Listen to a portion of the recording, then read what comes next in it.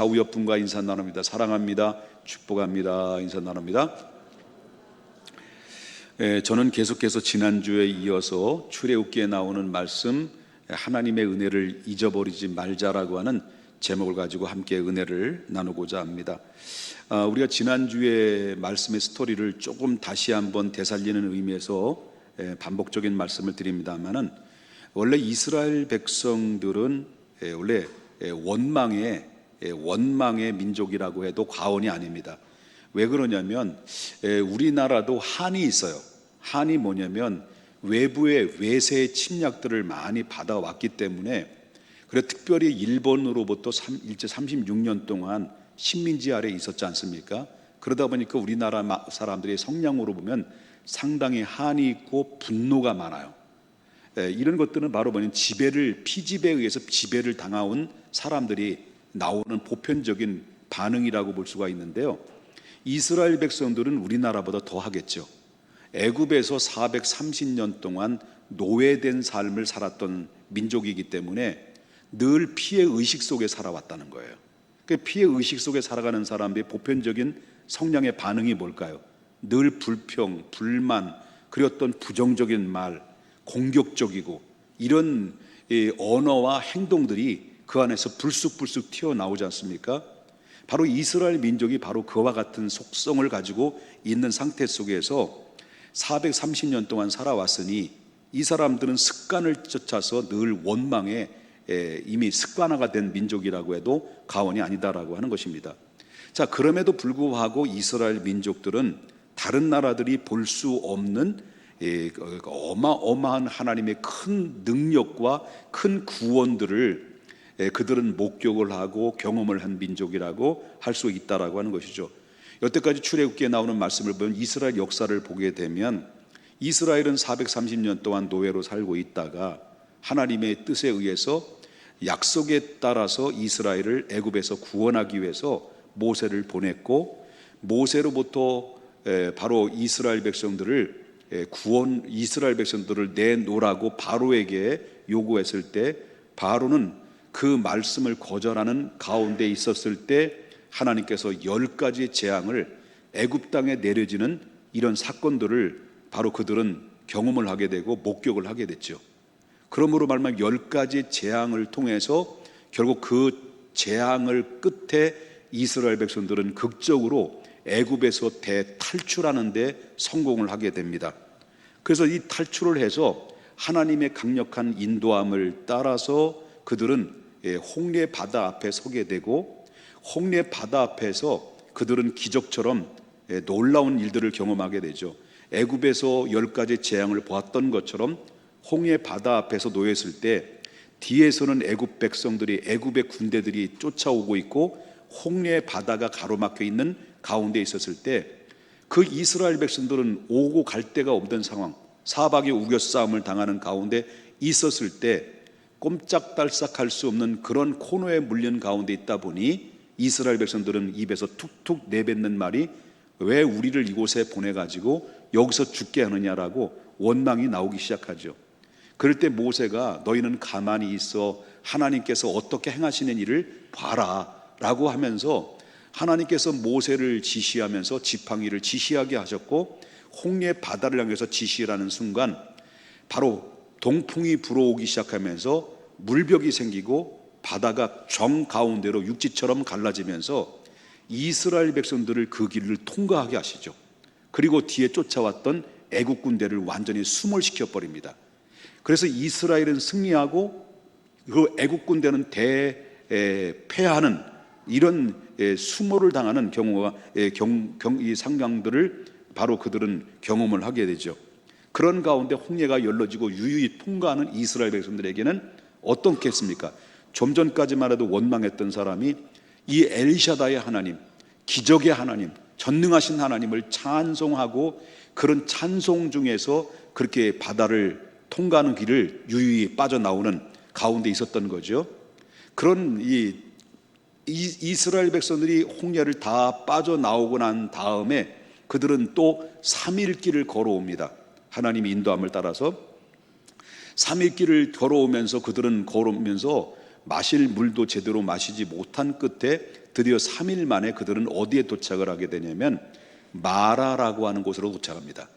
이 마라라고 도착하는데 도착하자마자 보니까 그 마라라는 지역에 물은 많이 있습니다마는 그들은 급히 달려와서 물을 마시려고 입을 대니까 지역마다 마라라는 지역에는 단 물 마실 수 있는 물이 하나도 없던 거예요.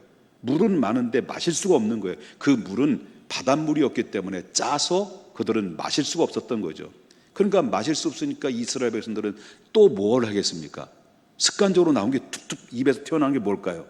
또 원망하고 또 왜 우리를 마실 물도 안 주고 왜 여기까지 인도했느니 하면서 원망을 하게 됐죠. 그러니까 하나님이 그 원망의 소리를 들으시고 그리고 이 마라의 쓴 물을 단물로 하나님이 바뀌어줘서 기적을 일으키죠.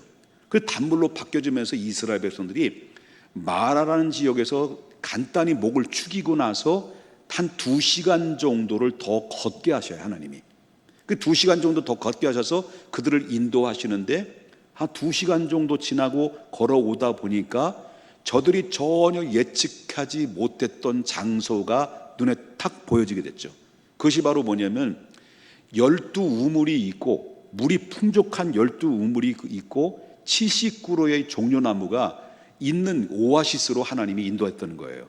그래서 그곳이 바로 뭐냐면 엘림이라고 하는 지역이죠. 그 엘림에 딱 도착하니까 바로 웬 떡이냐, 아니 웬 떡은 아니죠, 웬 물이냐, 그냥 물이 막 콸콸콸 쏟아지면서 그리고 거기에는 70그루가 그 종려나무가 있으니까 그늘이 있게 되잖아요. 그들은 엘림에 도착해서 여태까지 마시지 못했던 물을 실컷 마시고 콧구멍에서 술술 나올 정도로 그들은 물을 마셔대고 그리고 종려나무 밑에서 그들이 잠깐 쉬었다가 드디어 또 하나님이 또 인도를 하죠. 그들을. 그래서 밤에는 불기둥과 그리고 낮에는 구름기둥으로 그들을 인도함을 따라 쭉 신광야로 이스라엘 백성들을 이끌어옵니다. 신광야 쪽으로 도착하자마자 보니까 딱 도착을 하니까 어떤 일이 발생이 되냐면 그 애굽에서 빠져나오고 그 애굽에서 홍해에서 마라에서 엘림에서 신광야까지 오는 기간이 15일이 됐습니다. 15일. 한 달 보름이 된 거예요. 한 달 보름 만에 신광야에 도착을 하니까 이스라엘 백성들이 애굽에서 빠져나올 때 그들이 먹을 식량을 가지고 왔을 거 아니에요. 그 먹을 식량들이 다 떨어진 거예요. 벌써 먹을 식량들이 다 바닥이 나고 이제 다 떨어지게 되는데 완전히 식량이 고갈되니까 여러분 그들이 이 애굽에서 나온 이스라엘 백성들이 어느 정도 인구가 나왔을까요? 성경이 정확하게 말하는 것은 장정들만 60만 명이에요. 우리 평택의 시민보다 더 많은 그런 장정들이 애굽에서 빠져나왔으니까 그런 남녀노소로 다 합산을 하게 되면 약 200만 명이라는 사람이 대이동이 돼가지고 하나님 인도함 따라서 신광야로 도착한 거예요. 그러니까 여러분 말이 60만 명이지 그 식량이 다 떨어지고 이 모든 200만 명이 쫄쫄쫄쫄 굶는 상태 속에서 놓여지게 된 거죠. 여러분 아무리 양식을 많이 가지고 나왔다 할지라도 여러분 이때 양식은 다 떨어진 상태라고 한다면 여러분 이 다 떨어지고 난 다음에 그 다음에 그 음식을 조달하는 부분에 있어서는 그 하나님이 인도함 따라 도착한 데가 바로 어디라고 그랬습니까? 신광야예요. 신광야는 어떤 환경이냐면 사막이에요.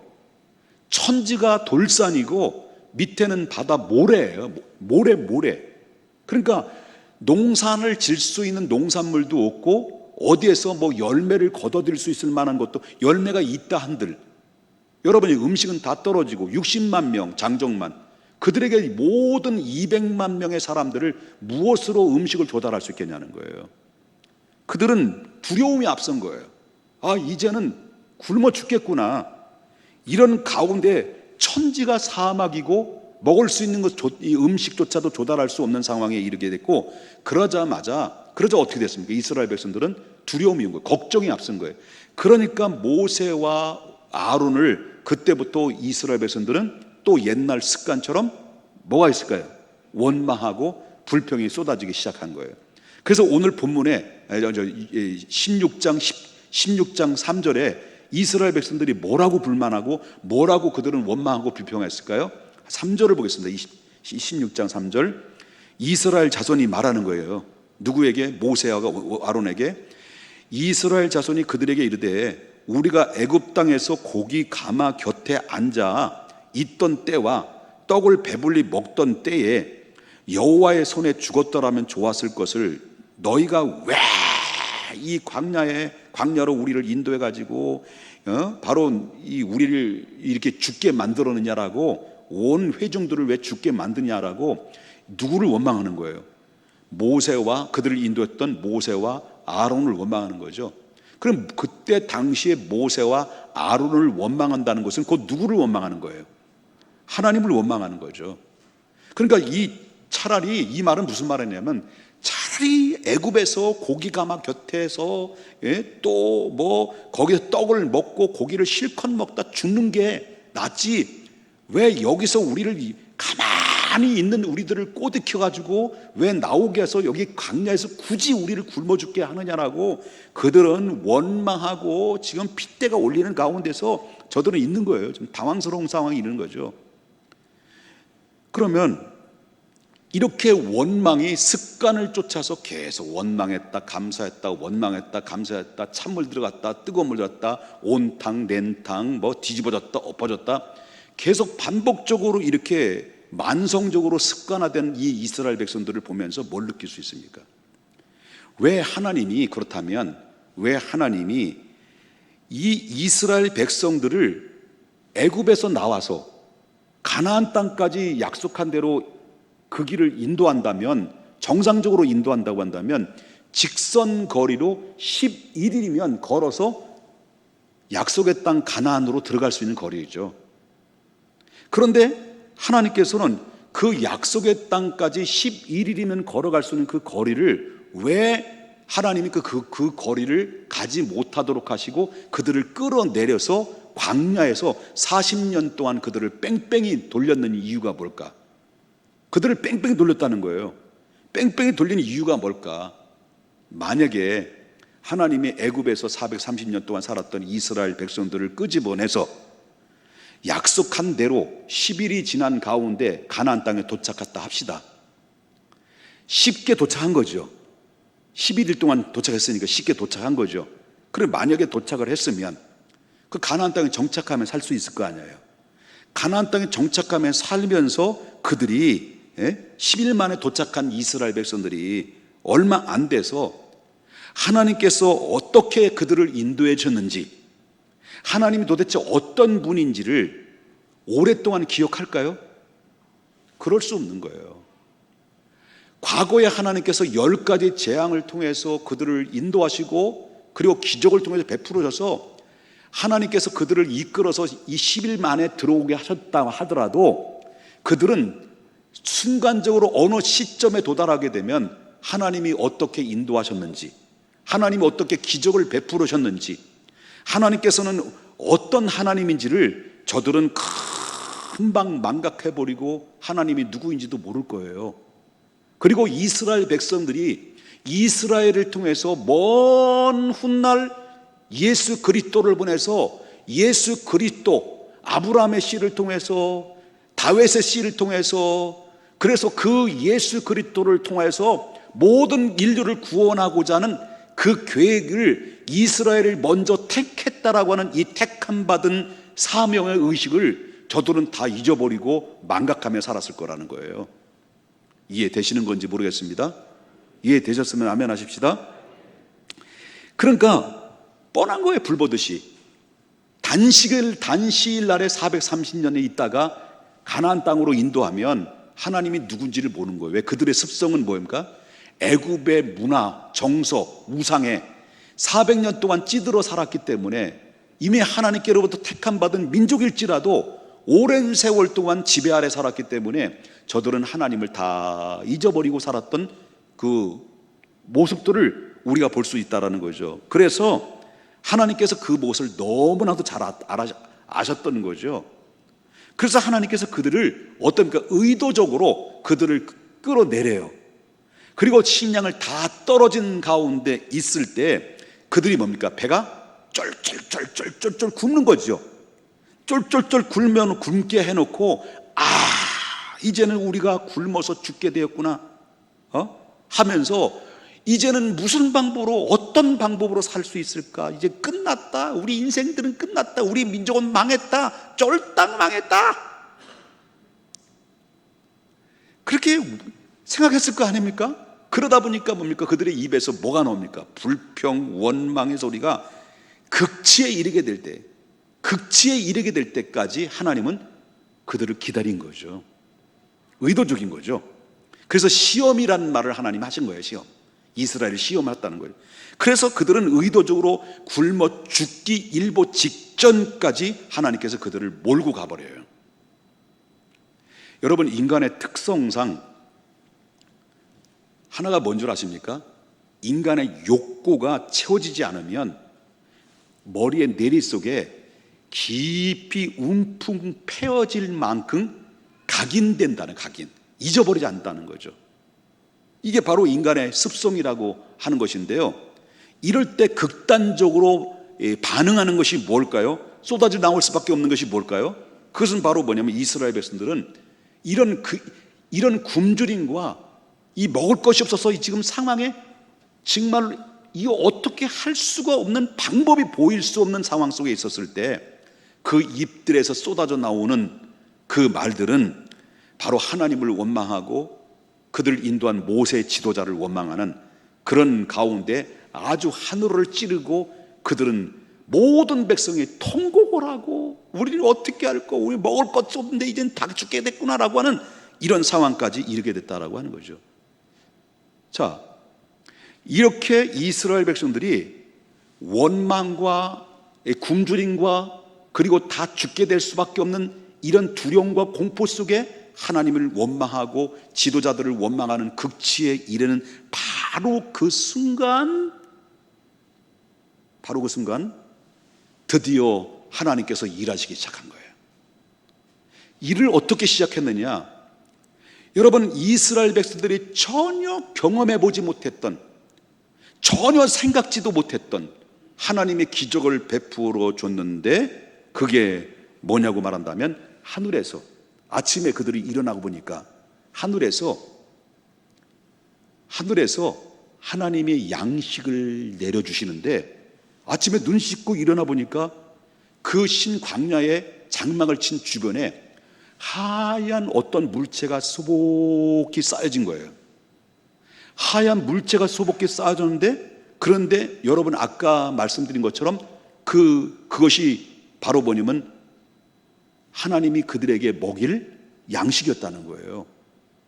근데 그것이 바로 가시 같기도 하고 꿀과 과자를 섞인 것처럼 맛도 있고, 요 만나를 저들이 극치에 이를 때, 이젠 다 죽었다 원망의 극치에 이를 때, 아주 그때 비로소 하늘에서 딱 내려준 것이 바로 뭐냐면 만나예요, 만나. 그래서 그들이 뭐라고 말하면, 그 눈 씻고 딱 일어나 보니까 이게 뭐지? 이게 뭐지? 라고 해서 만나라는 이름이 붙여진 거예요. 한번 옆에 분 인사해. 이게 뭐지? 한번 인사해봐요. 이게 뭐지? 그래서 이름이 붙여진 게 뭐라고요? 만나예요. 그 만나라고 한 거예요. 그 이후로부터 이스라엘 백성들이 완전히 자기 스스로 힘으로 어찌할 수 없는 상황에 원망과 불평의 극치에 이를 때 기적처럼 하나님께서 하늘에서 만나를 처음으로 내리기 시작하면서 이게 뭐지? 먹어보니까 가시 같기도 하고 그리고 꿀과 과자를 섞인 것처럼 달짝지근하면서 먹어보니까 포만감이 있는 거예요. 이거를 내려주기 시작했는데, 그때 이후로부터 이스라엘 백성들은 애굽에서 나와서 15일 만에 광야에 도착할 때부터, 그리고 가나안 땅에 들어가서 첫 농사를 지어서 첫 소산을 얻을 때까지 하나님께서 이스라엘 백성들에게 뭘 내려줬어요? 만나를 정확하게 39년 11개월 동안 저들은 노력도 하지 않았습니다. 저들은 애쓰지도 않았습니다. 그 광야에서 매일처럼 하나님이 그들에게 일용할 양식을 주셨다라고 하는 거예요. 이게 바로 기적적인 것이죠.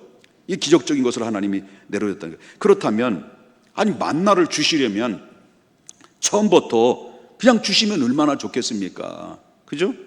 왜 하필이면 배를 쫄쫄 굶겨놓은 상태 속에서 거의 반 죽여놓고 아주 극단적인 상황까지 몰아넣었을 때 그때 극적인 상태 속에서 왜 하나님께서 만나를 하늘에서 제공하셨느냐는 거죠. 그 이유가 뭘까? 그 이유는 이스라엘 백성들이 아침에는 하늘에서 내려주는 만나를 주셨고, 이제 그들이 만나만 내려준 게 아니잖아요. 만나만 내려준 것이 아니라 단백질이 또 필요하니까 하나님이 바람을 불어가지고 매일매일마다 뭘 먹여주냐면 메추라기를 보내주는 거예요. 메추라기를. 그 메추라기를 보내줘가지고 메추라기를 먹는데 이 또한 메추라기도 40년 동안 하나님이 먹여주셨어요. 그런데 이 40년 그들은 그래서 바로 뭐냐면 이들이 가장 극치에 이를 때 만나와 메추라기를 내려주면서 그들이 이불을 통해서 무슨 얘기를 했을까요? 야, 우리가 광야에서 매일매일 때를 따라서 하나님이 먹여주시지 않는다면, 하나님이 우리에게 일용할 양식을 매일처럼 만나와 또 고기를 먹여주시지 않는다고 한다면 우린 무슨 방법으로 이 어마무시한 200만 명의 사람들이 매일매일 어떤 음식으로 조달할 수 있을까? 이건 불가능한 거다. 이거는 하나님의 은혜다. 하나님의 은혜 아니면 불가능하다라는 것을 이스라엘 백성들에게 뭘 주시기 위한 것입니까? 각인시켜주기 위한 것입니다. 하나님이 어떤 분인가? 하나님이 이스라엘 백성들을 어떻게 인도하는 분인가? 이스라엘을 통해서 어떤 비전과 어떤 방향으로 이끌어 가시는가?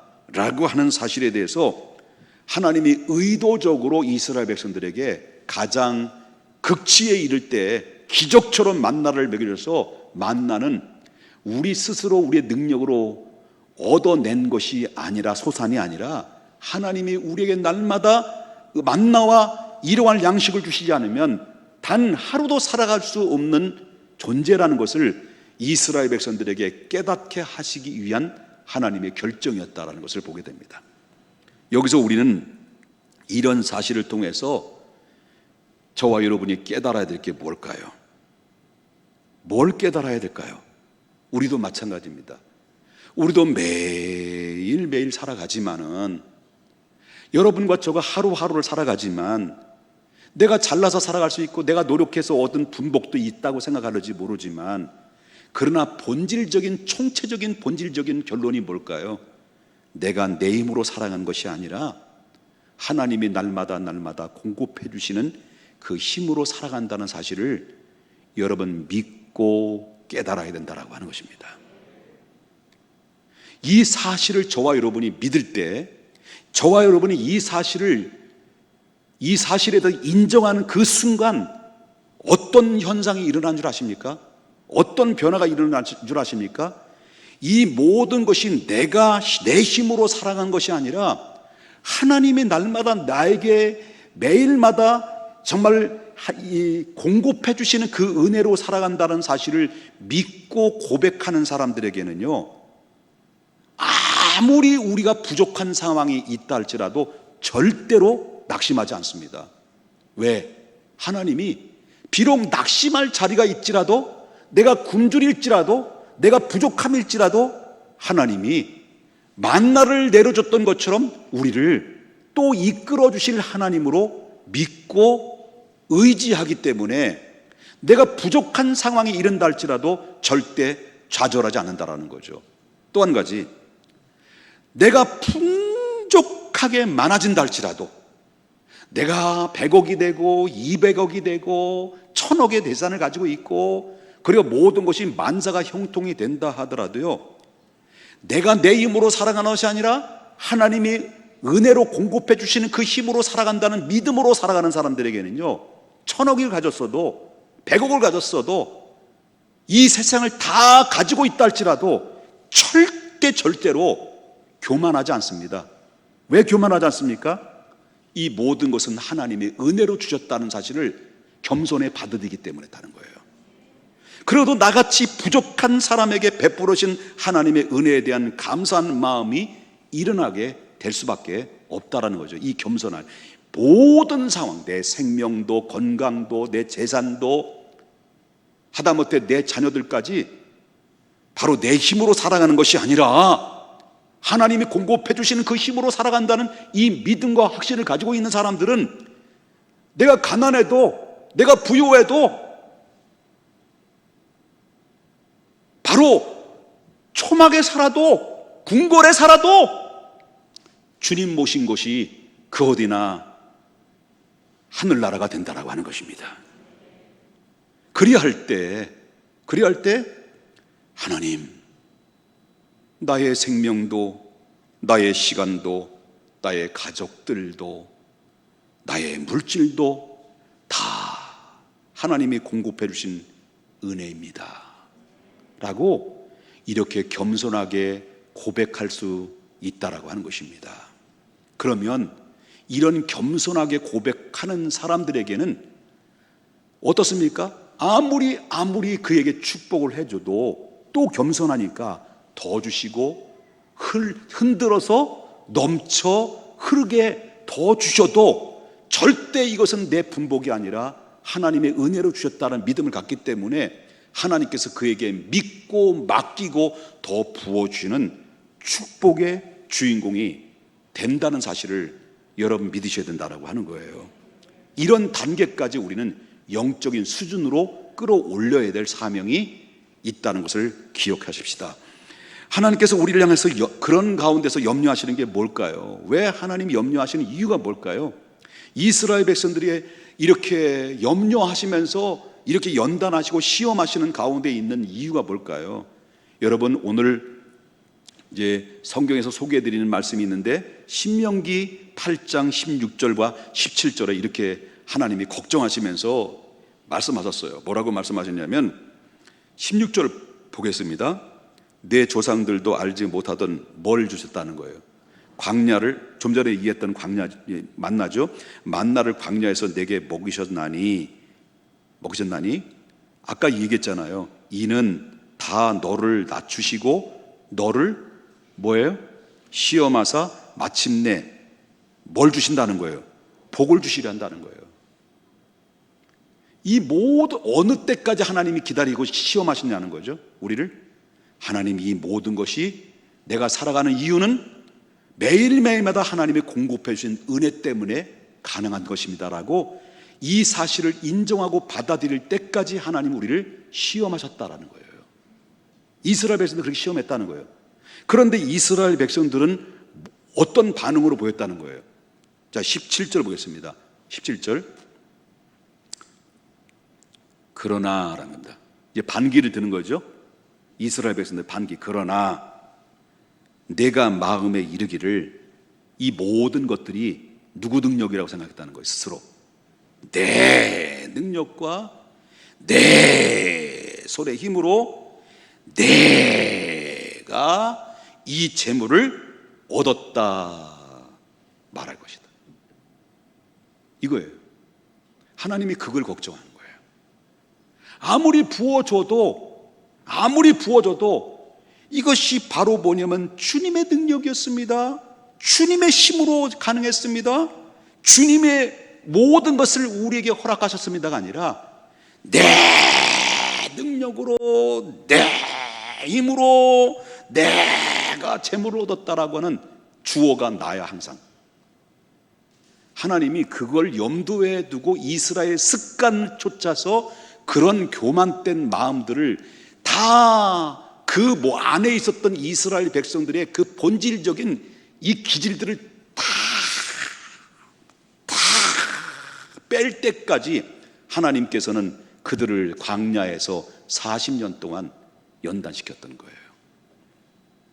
그래서 하나님의 은혜를 잃어버리지 않게 하기 위해서 하나님께서는 이스라엘 백성들에게 어떤 명령을 내렸어요? 어떤 명령? 자, 중요한 겁니다. 우리는 하나님의 은혜를 알면 내가 많이 부족해도 낙심하지 않고, 하나님의 은혜를 알면 내가 많이 가졌어도 교만하지 않고요, 이 모든 것이 하나님의 은혜입니다라고 이렇게 믿음으로 선다면 얼마나 좋겠습니까마는, 그러나 우리는 늘 잊어버려요. 늘 망각 속에서 살아간다는 거예요. 그래서 이스라엘 백성들이 그런 기질적인 모습을 아신 하나님께서 이스라엘 백성들에게, 그들에게 각인시켜주기 위해서 하나님의 처방을 내리신 말씀이 무엇이냐고 말할 때, 저와 여러분이 함께 읽었던 16장 32절을 우리가 볼 수 있겠습니다. 하나님 어떤 처방을 내리는지 보십시다. 모세가 이르되 여호와께서 이같이 명령하시기를, 이것이 뭐냐면 만나거든요. 만나를 내려주면서 이 만나를 오멜에 채워서 너희의 대대 후손을 위하여 간수하라. 이는 내가 너희를 애굽 땅에서 인도해 낼 때에 광야에서 너희에게 먹인 양식을 그들에게 보이기 위함이라 하고, 또 33절이니까 또 모세가 아론에게 이르되 항아리를 가져다가 그 속에 뭘 넣으라는 거예요. 한 오멜을 담아 여호와 앞에 두어 너희 대대로 간수하라는 겁니다. 언제까지 간수해야 되냐? 영적으로 풀이한다면 언제까지 간수하느냐? 영원한 만나, 생명의 만나가 내려올 때까지, 생명의 떡이 내려올 때까지 간수하라는 거예요, 내 후손들에게. 그러면 이 만나는 장차 오실 누굴 얘기하고 있는 거예요? 예수 그리스도를 얘기하는 거예요.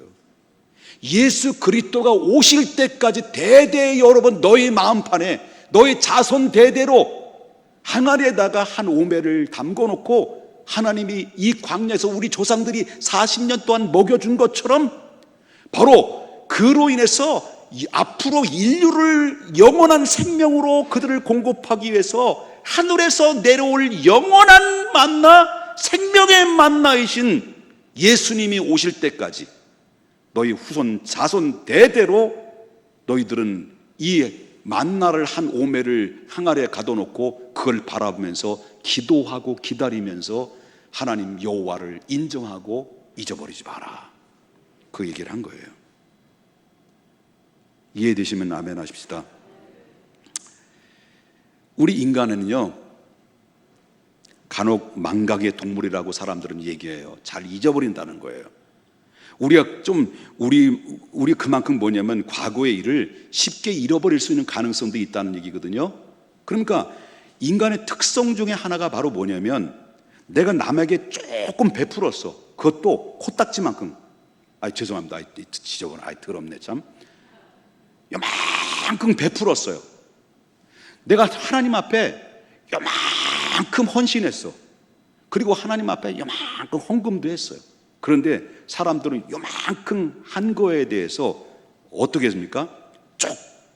조금만 한 거에 대해서 아주 사소한 일이더라도 사람들은 생색내기를 좋아하고, 그리고 오랫동안 내가 한 거에 대해 기억이 남아요. 내가 몇 날 며칠에 33주년을 맞이해서 화분을 2개를 내가 헌신했지. 요거는 죽을 때까지 기억이 남아요. 아니, 1부 예배 때 참석하시고 가셨기 때문에 2부 예배 때 지금 얘기해서 그분들은 아마 못 들었을 거라고 생각이 되는데, 이분들이 되는 것은 아닙니다. 예를 든다는 거예요. 그러니까 예를 들어서 내가 조금 남에게 좀 도움하고 헌신하고 조금 베푼 것, 이 부분에 대해서는 사람들은 자부심과 긍지라고 내가 행했던 것들은 잊어버리잖아요. 그리고 생색을 내. 내가 과거에 내가 했다고 뭐 이렇게 자랑을 하고 싶고, 소위 말한다면 좀 족이 팔리니까 말은 하고 싶지만 그래도 자부심은, 내 안에 자부심과 긍지를 가져요. 잊어버리지 않는다는 거예요. 그러나 다른 사람이 나에게 베푼 것은 크게, 어떤 사람이 나에게 죽을 수밖에 없는 나를 전도해서 매일매일마다 나를 믿음 키워주기 위해서 기도해주고, 매일 뭐 먹을 거 사다 주고, 그리고 또 매일마다 절해주고, 그리고 교회를 이끌어주고, 그리고 은혜를 받게 해주고, 예수 만나게 해주는데 이 은혜를 잊어버리는 거예요. 이게 사람의 속성이라고 하는 거예요. 이러한 현상은 우리 신앙 안에서 살아가는 사람들에게 두드러지게 나타나는 그런 안타까운 현실이 많다라는 거죠. 우리는 과거에 헤아릴 수 없을 만큼 수많은 은혜를 받았음에서도 불구하고 조금만 문제가 생기고 조금만 원망하는 일이 생기게 되면 그 입에서 불평과 원망으로 쏟아지면서 바로 너 때문이다, 바로 너가 문제다, 나는 문제가 없다, 눈 가리고 아웅하는 이런 못된 습관이 내에서 툭툭 튀어나올 때마다 상대방의 아픔을 주고 상처를 주고, 이런 모습들은 우리 안에 습관적으로 찾아올 때가 많이 있다는 거예요. 못 써. 그러면 안 되는 거예요. 옆에 분 인사합시다. 못 써. 그러면 안 되는 거예요. 여러분, 제가 목회를 하다 보니까 벌써 28에 목회를 시작해서 목회만, 단독 목회만 36년이 되었습니다. 신혼도 모르고 그냥 무작정 개척에 뛰어들어서 첫째 딸 낳았고 지금까지 36년 동안 달려오면서 처음에 초창기는 잘 될 줄 알았어요. 목회가. 왜? 쉬워 보였어요. 저분들 하면 나도 할 만하겠다라고 생각이 들었어요. 왜? 목소리가 그럼 괜찮잖아요. 또 찬양도 하잖아요. 인물도 다리는 짧지만은 그런 인물도 그런 대로 가되고, 또 설교도 어른 대로 이렇게 조금 할 줄 알고. 그러면 개척하자마자 한 100명은 금방 되겠다. 개척하자마자 한 500명은 금방 되겠다. 한 나중에는 2000명 목회, 이제는 나름대로의 브랜드의 명품 교회, 명품 목사, 이제 어깨에 뽕 들어가고 훅가시 들어가고, 그래서 성공하는 목사로 평가를 받고 싶은 충동이 그 안에 있었던 거죠. 그 개척을 했어요. 교회를 했는데, 아니 1년이 되면 100명 될 줄 알았더니 안 되는 거예요. 5년이 되고 10년이 되고 13년이 됐는데도 불구하고 교회는 부흥이 안 돼요. 그러다 보니까 나이는 점점 들어가고 있고 부흥은 안 되고 조급함은 자꾸 들어가기 시작하고 절망이 되는 거예요. 원망이 되는 거예요. 왜 내가 사회에 가서 사업을 해도 돈을 많이 벌을 텐데, 직장을 가도 어떤 위치에 올라갔을 텐데, 내가 배운 게 없냐? 내가 뭐가 부족하냐? 그런데 왜 내가 하나님이 안 간다는 목사의 길을 왜 나를 부르셔가지고 굳이 나를 끄집어내서 이 자리에 오게 하시고, 그냥 원망이 시작하는 거예요. 나를 불렀으면 그래도 목회 잘할 수 있도록 교회도 부흥이나 좀 시켜주시지.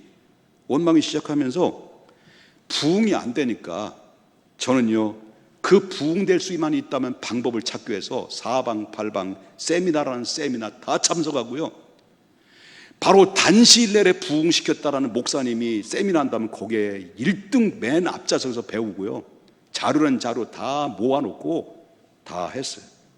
그리고 또 유명하다는 목사님 흉내도 내면서, 여러분 내 영혼이 잘된 같이 범사가 잘되기를 바랍니다, 할렐루야 하면서 DJ 목사님, 이동원 목사님 설교를 다 듣고 베끼고 흉내를 내면서 다 해봤는데도, 그리고 또 치유 세미나 한다, 치유 이런 막 병을 고쳐야 된다고 해서 한 명만 고치자, 그러면 이제 금방 소문이 난다.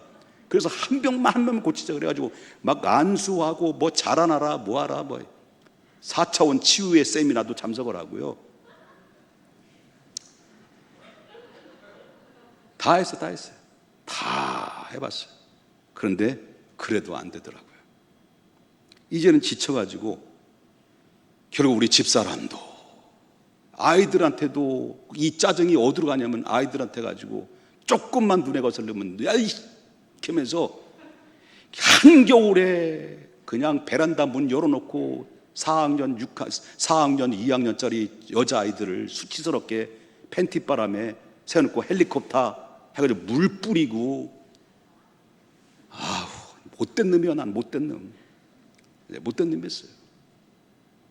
그러니까 이렇게 목회 안 되니까 이렇게 전락을 하더라고요. 이렇게. 왜 이런 말씀을 내가 공개를 하냐면, 저도 인간에 불과했다, 연약한 존재였다라는 것을 말씀드리고 싶습니다. 그래서 이제 목회를 그만두자, 그리고 이 자리를 접고 새로운 개척을 좀 도전하자 라고 했더니, 우리 집사람이 여태까지는 말도 잘 듣고 순종을 또 잘했는데, 가면 당신 혼자 가지 나는 못 가겠다라고 막 버팅기고 있는 거예요. 그래도 밤새도록 싸우고 봉고차 물고, 그 봉고차에 140 놓고 아무데나 휘짓고 다니면서 누구든지 받아라, 내가 스스로 죽을 수는 없지 않느냐, 상대방이 나를 받으면 되겠다 해가지고. 그러나 그것조차도 누가 박아주는 사람도 없고. 그러다가 어떤 목사님이 예상치 않게 2002년도에 바나바 훈련원이라는 목회자들만을 위해서 세미나 훈련 코스가 있었는데, 1년 코스입니다. 거기에 등록을 탁 시켜준 거예요. 그래서 뭐 나사렛에서 무슨 선한 것이 있냐 해가지고 그냥 어깨에 뭐 근들근들하면서 그 앞에 나서 그냥 뒷좌석에 앉아가지고 뭐 이제 뭐 목회고 뭐고 다 포기한 상태니까 절망 했는데, 머리가 희끗희끗한 양반이 그리고 하면서 측렁증이 있어가지고 이렇게, 그런데 강의를 하는데 강의에서 내뱉는 말 한마디 한마디에 첫 강의 첫 말이 떨어진 말씀이 뭐냐면, 당신들은 야망의 사람입니까? 비전의 사람입니까? 그 말을 던지더라고요. 당신들은 야망의 사람입니까? 비전의 사람입니까? 그리고 두 번째 질문을 던진 것은, 당신들은 당신들의 주어가 당신입니까? 주님입니까? 하나님입니까? 나입니까? 하나님입니까? 라고 질문을 던졌던 거예요. 당신들이 지금까지 목회자로서 지금까지 달려나왔는데, 당신들의 야망을 위해서 목회했습니까? 하나님의 비전을 위해서 목회했습니까? 당신들의 주어가 당신의 명예를 위해서 당신의 주어의 앞자리에서 세워졌습니까? 주님이 주어가 되었습니까? 이런 질문을 탁 던지니까 첫 마디에 녹아져 버렸어요. 맞다. 내가 지금까지 13년 동안 목회했던 방향성이 얼마나 잘못됐는가. 나의 야망으로, 내 야망 때문에 단시일내 부흥시키고 성공한 목사, 유명한 목사, 2,000명 3,000명 모이는 목사, 이러한 야망으로 일관됐던 삶을 살다 보니 한 영혼 한 영혼에 대한 소중함을 느끼지 못하고 지금까지 달려나왔다. 그 자리에서 펑펑 울었어요. 가뜩이나 서러워서 울기도 하고, 서러워서 울고, 죄송해서 울고, 내가 얼마나 잘못된 목회 방향을 가지고 살아왔는가에 대해서 울고, 이렇게 펑펑 울다가, 그리고 나서 하나님 앞에 기도하고 나니까 그때부터 마음에 기쁨이 찾아왔어요. 주님, 잘못된 패러다임을 이제 완전히 고치고, 이제는 나의 야망이 아니라 하나님의 비전을 위해서 새롭게 거듭나겠습니다. 이젠 나의 주어가 내가 아니라 더 이상 하나님이 주어가 되게 할 수 있도록 나의 삶의 중심으로 터닝 포인트가 되게 하십시오. 그리고 나서부터 지금까지 오게 된 것은, 그럼 바로 뭐냐면, 그러고 나서 내가 잘못됐던 부분들이 전부 다 얼마나 연약했던가라는 것을 깨닫고 나서 그때 펑펑 울고 난 다음에 보니까 눈이 떠지더라고요. 그리고 여태까지 13년 동안 30명 그거 가지고 원망했던 사람들이 원망했던 난데, 근데 그때부터 나는 움직이고 나는 자꾸 원망하고 불평했던데 10년 13년 동안 묵묵히 나만 바라보고 하나님만 믿음으로 살았던 30명이 그때부터 보이더라고요. 여기에 김선호 장로님도 보이고 이문수 장로님도 보이고, 그리고 여기에 계셨던 분들은 아실 겁니다. 그때부터, 죄송합니다, 이제 고백합니다만 그때는 안 보였어요, 장로님들이. 이제 보이지만요, 그때부터 한 영혼에 대한 소중을 봤어요. 하나님이 이 사람들을 향한 하나님의 비전이 무엇인가를 보이더니 그때부터 하나님이 저에게 눈을 뜨기 시작하면서 얼마나 내가 변화가 되는지. 그래서 지금까지 오게 된 것은 내 스스로, 내 능력이 아니라 하나님이 날마다 공급해 주신 은혜였다는 것을 그때서부터 내가 깨닫고 난 이후로부터 나는 점점 달라지기 시작했어요. 뭐가 달라졌느냐? 아까도 얘기했지만 교회가 부흥이 안 돼도 낙심하지 않게 됐어요. 그리고 교회가 부흥이 됐는데도 불구하고 어깨에 뽕이 안 들어갔어요. 훅갓이 안 들어갔어요. 오히려 하나님 앞에 내가 행하고 내가 행한 것 비해서 하나님이 내게 베푸신 은혜가 너무 크다. 그래서 늘 죄송하고 늘 감사한 마음이 내 안에서 사무치게 됐어요. 그리고 나서부터 이제 사람들을 보는 가운데서 관대해지게 됐고요. 그리고 그때부터 내 입에서 달라지기 시작했나요? 뭐가 달라졌느냐? 사람들을 칭찬하기 시작했어요. 칭찬 중에 가장 여러분 두각을 나타난 칭찬은 식사 당번한테 여태까지 먹은 것 중에 최고로 맛있다라고 하는 칭찬을 아끼지 않고, 그때부터 아이들을 괴롭히지 않았어요. 그리고 늘 긍정적으로 내 말하는 말도 바뀌어지고 바꾸고 이렇게 하다 보니까 목회가 행복해진 거예요. 그때부터, 얼마 후부터 하나님이 저 작은 건물에 있을 때 1부 예배 드리게 되고 2부 예배 드리게 되고 3부 예배까지 드리게 되는 그런 부흥이 일어나서 이 바로 교회까지 확장되는 그런 놀라운 역사는, 이 모든 것은 내가 한 것이 아니라 하나님이 공급해 주신 은혜 때문에 그렇다. 모든 것이 은혜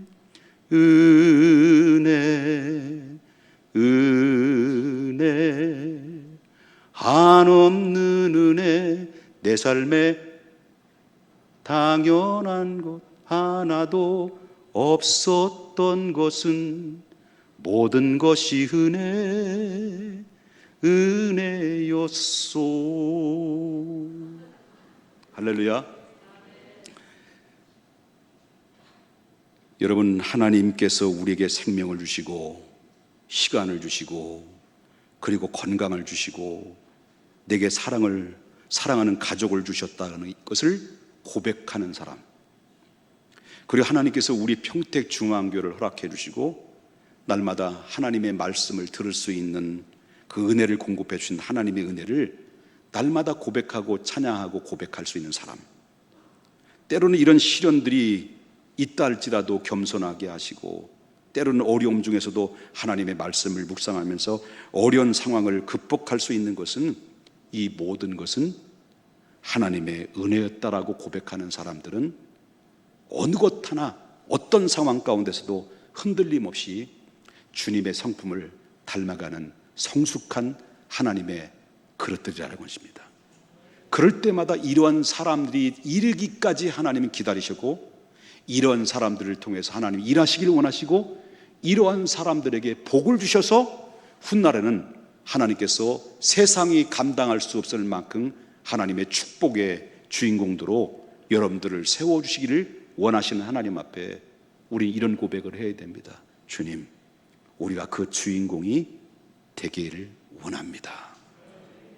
이 고백이 저와 여러분이 함께하는 고백이 되어서 주님 마지막 날 때까지, 내가 이 생명 다할 때까지 여러분은 하나님 앞에 부끄러울 것이 없을 만큼 하나님 앞에 진실하고 사람 앞에 진실되어서 이젠 새로운 변화로서 새롭게 출발하는 우리 모두가 될 수 있기를 주님의 이름으로 축복합니다. 거룩하신 하나님,